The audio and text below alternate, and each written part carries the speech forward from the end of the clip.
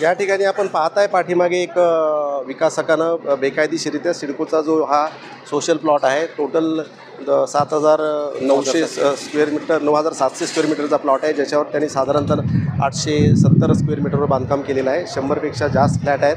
वरती अजून 2 माळे चढवण्याच्या बेतामध्ये तो होता. 10-12 लोकांना या ठिकाणी त्यांनी बुकिंग दिलेलं होतं आणि टेम्पररी काही लोकं या ठिकाणी राहायला आली होती.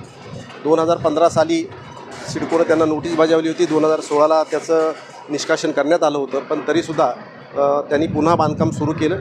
वेगवेगळ्या प्रकारे वेगवेगळ्या ठिकाणी ॲप्लिकेशन्स करून ही कारवाई कशी रोखता येईल यासाठी प्रयत्न केले होते, परंतु ह्या सगळ्या प्रक्रिया सिडकोनं पूर्ण केलेल्या आहेत आणि त्यानंतर ही डिमॉलिशन ड्राईव्ह आज या ठिकाणी घेतलेला आहे. शासनाच्या 100 दिवसाच्या कृती कार्यक्रमामध्ये आजपर्यंत आम्ही आमच्या अतिक्रमण विभागानं 100 बिल्डिंगा जमीनदोस्त करून त्या 100 ठिकाणी कंपाऊंड केलेलं आहे. माननीय सिडकोचे व्यवस्थापकीय संचालकांकडून पुरेसं मनुष्यबळ या ठिकाणी उपलब्ध केले. पोलीस दलांच्या मदतीनं अशा प्रकारच्या संपूर्ण बेकायदेशीर इमारती जमीनदोस्त करण्याचा कार्यक्रम सिडको राबवत आहे. इथलं आपण काम पाहू शकता की अत्यंत निकृष्ट दर्जाचं हे काम आहे आणि ही बिल्डिंग 8-10 वर्षातसुद्धा खाली येऊ शकते असं आमच्या इंजिनिअरिंग डिपार्टमेंटचं म्हणणं आहे.